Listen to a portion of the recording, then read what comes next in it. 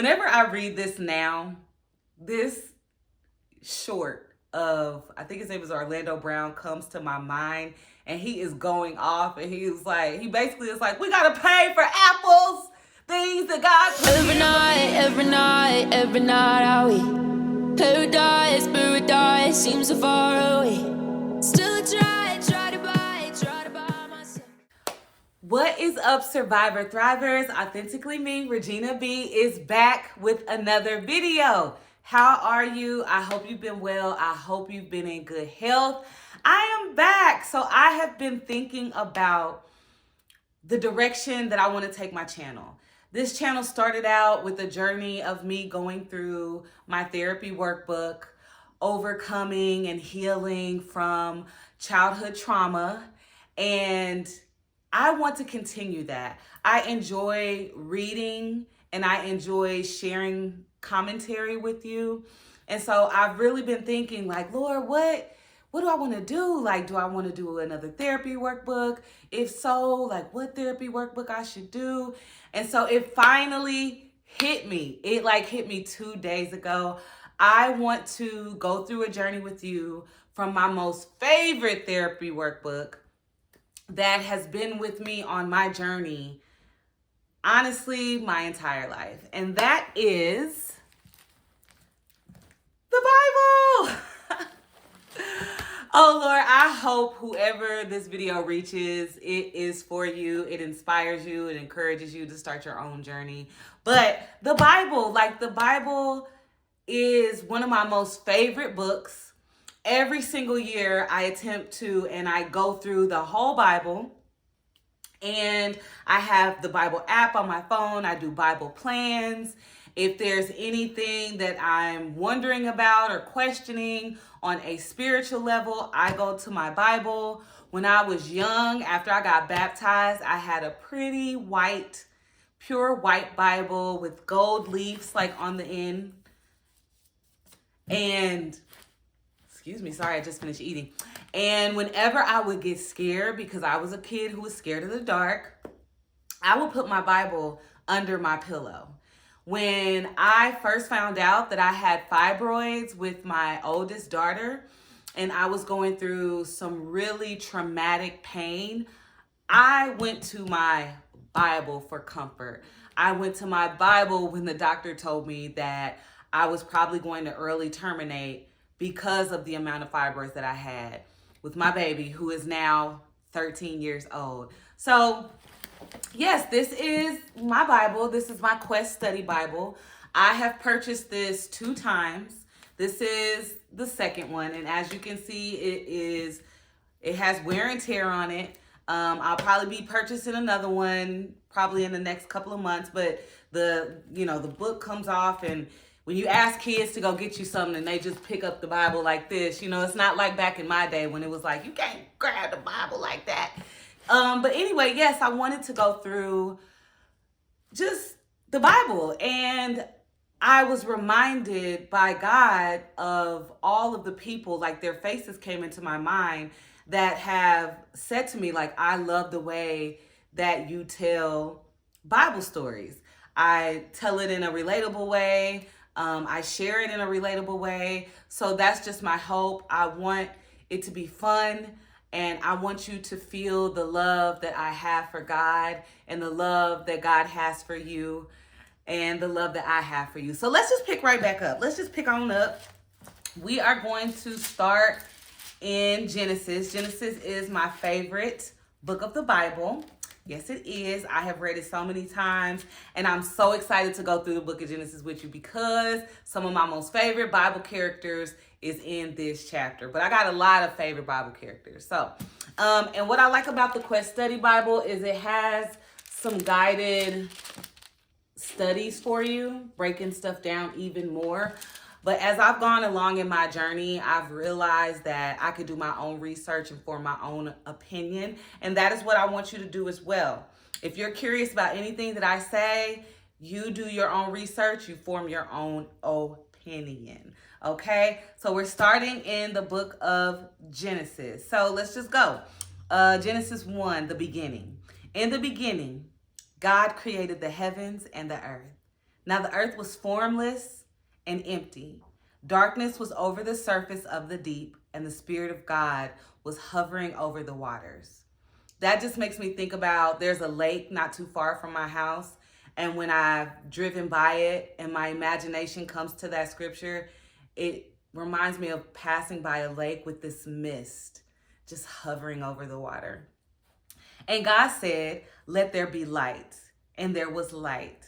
God saw that the light was good, and he separated the light from the darkness. God called the light day, and the darkness he called night. And there was evening, and there was morning the first day. And that always makes me wonder too, because it says there was evening and then there was morning the first day. So you know how we start our day with the morning? I did a run and it was somewhere in Africa, but their city, their day starts in the evening and goes throughout night, and then they rest during the day. So I always wondered that. And God said, "Let there be an expanse between the waters to separate water from water." So God made the expanse and separated the water under the expanse from the water above it. And it was so. God called the expanse sky, and there was evening and there was morning the second day. So I just know from all of the times that I've read this and all of the research that I've done, and baby, when I get into something, if I'm researching something, I will get on my phone, Google. But we know that the sky is the separation, the expanse. And I always look up and I'm like, are we looking at the waters of heaven? You know, I don't know. Just, you know how we have the ocean waters and we're separated. Anyway, that's just things to wonder about. And I realize that when the Bible tells you to keep your mind on thoughts of above, that's a way that you can rid yourself of anxiety and depression, is by just thinking about using your imagination to think about the creation, to think about God. I don't want to go off on a tangent, so let me come back to this. Okay, and God said, "Let the water under the sky become gathered to one place, and let dry ground appear." And it was so. God called the dry ground land, and gathered waters he called seas. And God saw that it was good. Then God said, "Let the land produce vegetation, seed-bearing plants and trees on the land that bear fruit with seed in it, according to their various kinds." And it was so. The land produced vegetation, plants bearing seed according to their kinds, and trees bearing fruit with seed in it according to their kind. And God saw that it was good, and there was evening and there was morning the third day. So one time when I was going off onto my research and reading through this, I started to Google like, well, how is land made? Because land is still being made. It's through volcanic eruptions on the ocean floor. So there's this eruption that happens and it shoots up this hot lava. The lava breaks the surface of the water, and then it starts to form land. And then over years, over centuries, that land then produces vegetation. So cool.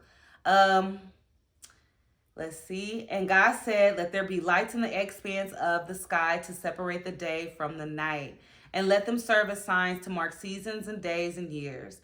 And let them be lights in the expanse of the sky to give light on the earth." And it was so. God made two great lights, the greater light to govern the day and the lesser light to govern the night.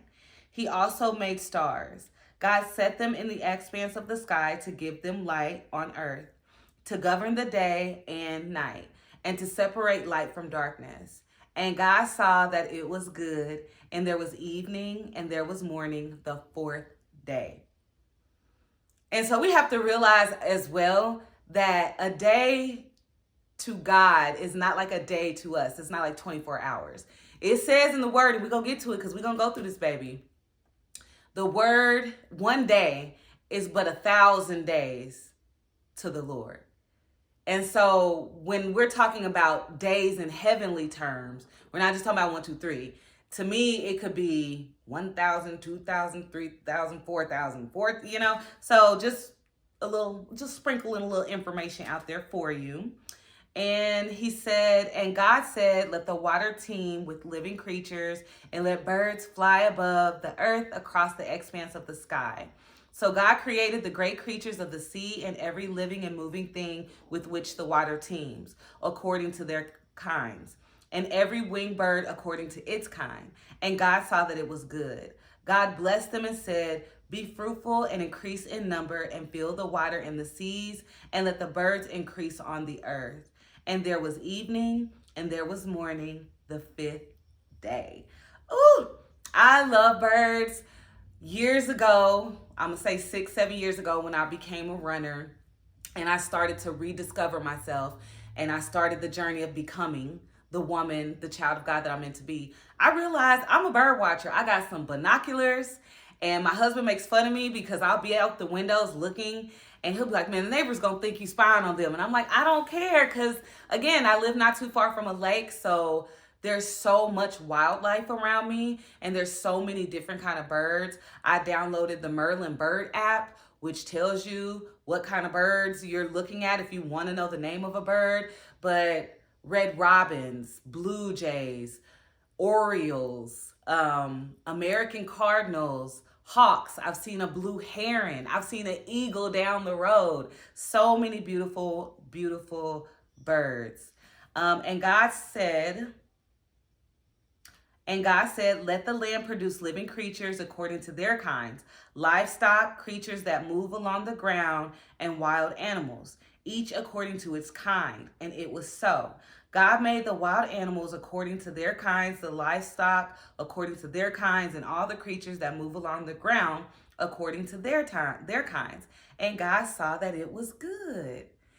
How many times do we create something, or do we go to endeavor on a new project and we're so critical of ourselves? And as we will get to, we are made in the image of God. And when he produces something, he looks at it and he says it is good. He doesn't criticize it. I love that. And livestock, creatures that move along the ground, all the wild animals. I love the fact that our God is so creative and he loves variety. That's why we need to stop trying to make each other the same. Like, we're meant to be different. We're meant to be into different things. We're meant to look different. There's so many different types of animals, so many different types of fish, birds, plants, trees. I could go on and on. Okay. Then God said, let us make man in our image, in our likeness, and let them rule over the fish of the sea and the birds of the air, over the livestock, over all the earth, and over all the creatures that move along the ground. So God created man in his own image. In the image of God, he created him. Male and female, he created them. When it repeats like that, it lets you know that is important.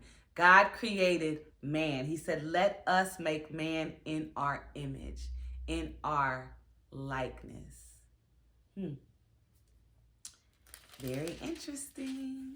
God blessed them and said to them, be fruitful and increase in number, fill the earth and subdue it. Rule over the fish of the sea and the birds of the air, and over every living creature that moves on the ground. Then God said, I give you every seed-bearing plant on the face of the whole earth, and every tree that has fruit with seed in it. They will be yours for food. Whenever I read this now, this short of, I think his name is Orlando Brown, comes to my mind, and he is going off, and he basically is like, we gotta pay for apples, things that God put here for me and for you. And so that just makes me think of that, because it's wild. You know, my husband joked one time, he was like, if they could sell air, they would sell air.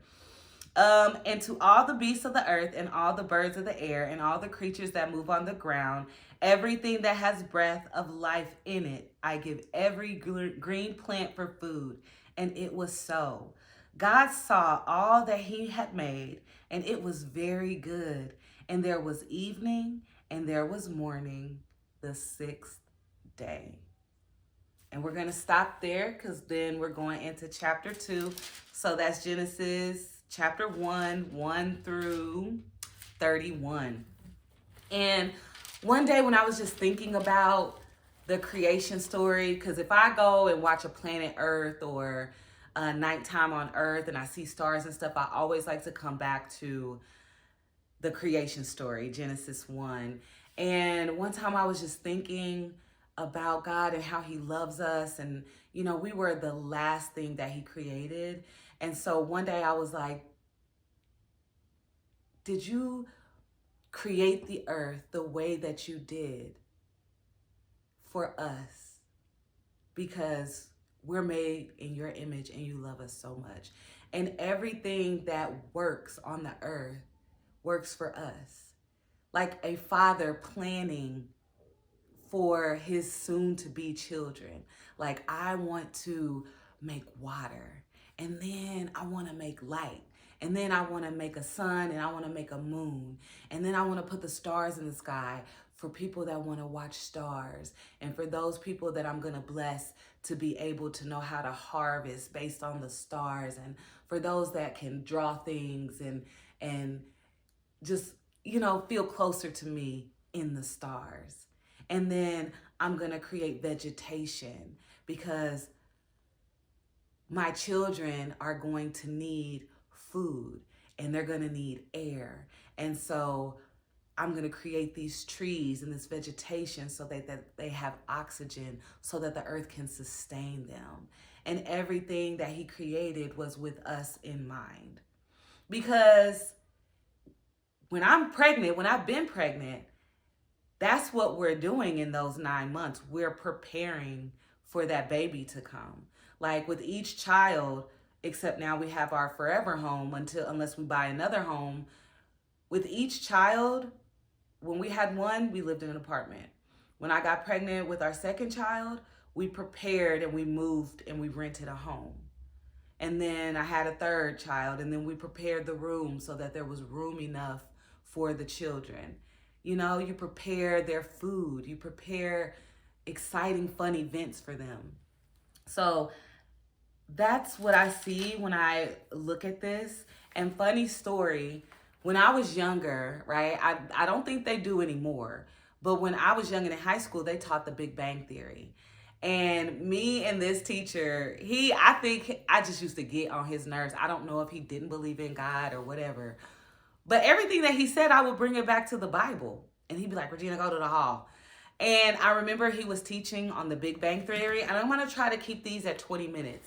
But he was teaching on the Big Bang Theory and how the Big Bang Theory happened. And he basically was saying something to the effect of, there is not a God. Creation happened through the Big Bang Theory.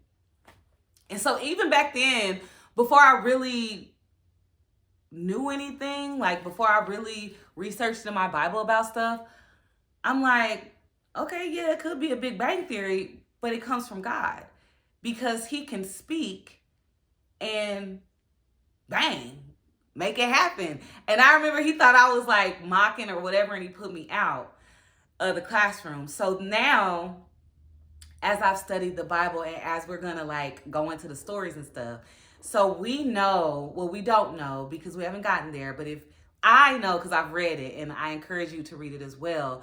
But when he had led the Israelites out of Egypt, he would speak to them out of the cloud. And it's described as this thunderous voice. And it's so funny because I recently was reading that story and it was thunderstorming outside. And I was in the part of the story where the Israelites were talking to Moses and they were like, tell the Lord to not speak to us anymore. And so the Lord was like, very well, I'll only speak to Moses, because they were so frightened at his thunderous voice. And so I'm thinking, ooh, because thunder, it do get you a little bit. You hear that thunder, you like, ooh, okay. You know, as a kid, it used to frighten me, but now it gives me that childlike wonder. So now that I'm grown, on that day, I started thinking about the creation story as well. And I'm like, yeah, it could be a Big Bang. It could be an explosion. Think about his voice being described as thunder. And then think about lightning. If lightning strikes something, it explodes.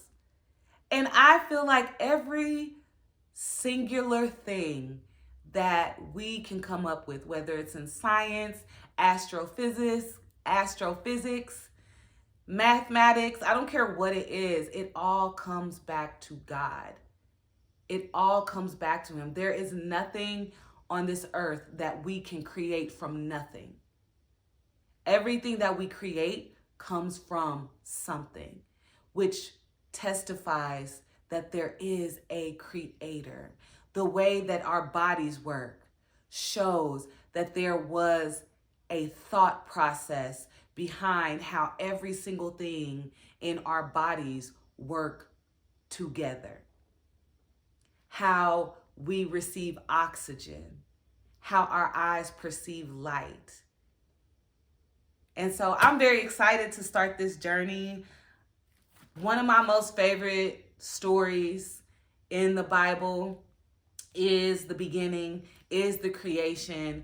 And also, I have this book that I found at the thrift store that we're going to get into.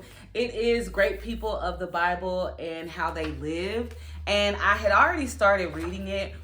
But when I was on my run downstairs, I was so excited. This book is basically shows that there's historical facts that prove that the Bible is true versus scientists like Darwin and all that stuff. They're just men, they're scientists, and they're coming up with theory.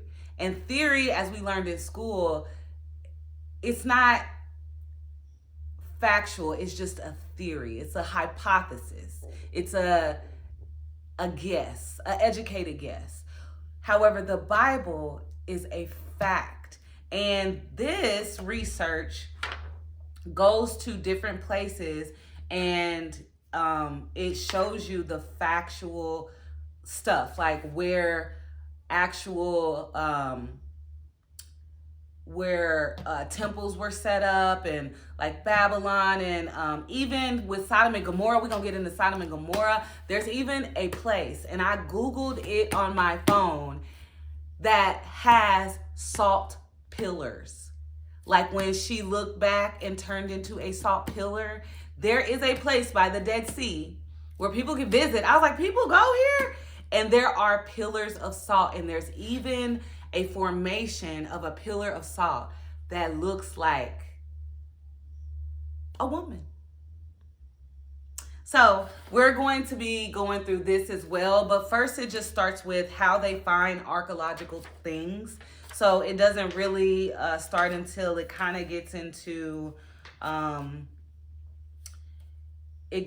more of like land and how they discover or uncover different artifacts, and how they know the times, like how they are able to say whether it's AD or BC and all of that. But I can't wait to get into this, especially when we get into Abraham.